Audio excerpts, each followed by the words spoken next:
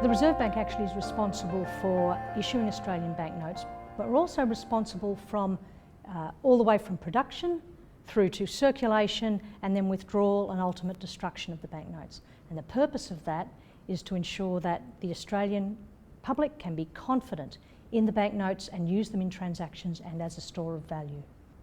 It's only been the Reserve Bank's job since earlier in the 1900s. In fact, prior to Federation, the commercial banks printed their own banknotes.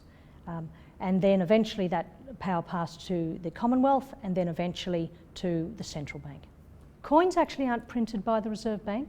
Coins are the responsibility of the Mint, which is based in Canberra. So the first thing about our Australian banknotes is they're plastic. And this is quite unusual, and it was the first time in the world really that a plastic banknote had been issued. Prior to that, banknotes were always issued on paper. And that actually is a very important security feature. It does two things. It means it's harder for people to reproduce a banknote on plastic, and in addition, they're much more durable. They last longer in circulation. So that's a really key thing about Australian banknotes. The design of the banknotes is based on the plastic, and it's also got security features in it. The first, as I said, is plastic. That's a very important thing. So it should, if you scrunch it up, it should spring back, or if you try to tear it, it shouldn't tear easily. But there's also the clear window at the bottom of all the banknotes, and that shouldn't be a stuck-on piece of plastic. That should be integral to the banknote. There's a number of other security features as well. The printing needs to be, you need to see very, very sharp printing. And in fact, on every banknote, there's this little tiny micro printing. And if you get a magnifying glass out, or if you have really good eyes, you might be able to see it.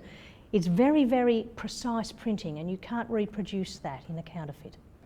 They are quite colourful, and that's a very deliberate decision. For people with vision impairments who perhaps don't have very clear vision, the bright colours help them to distinguish between the banknotes. There's a number of other things which help them as well. All the banknotes are a slightly different size. They get longer as they get higher value. And they've got big bold numerals on them as well, to assist people with vision impairment.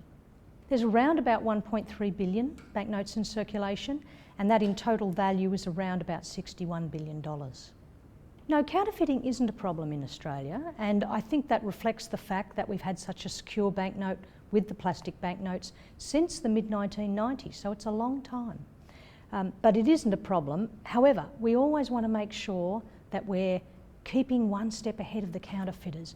Technology these days, the price is coming down, it's getting easier to access this technology, and what we want to do is make sure we just stay one step ahead. So the banknote really is, I've often heard it said, the business card of the country. It's what people see when they come into the country. It's the first thing. So you want something that reflects your cultural heritage, your history. And in our case, what we have on our banknotes from our 10 upwards is we have two people, a male and a female, on each side of the banknote. And those people have a story behind them. And when you look at the banknote, you'll see pictures which represent that person's story in our history. The $5 is a little different because it has Parliament and the Queen on it, so it more represents democracy, Australia as a democracy.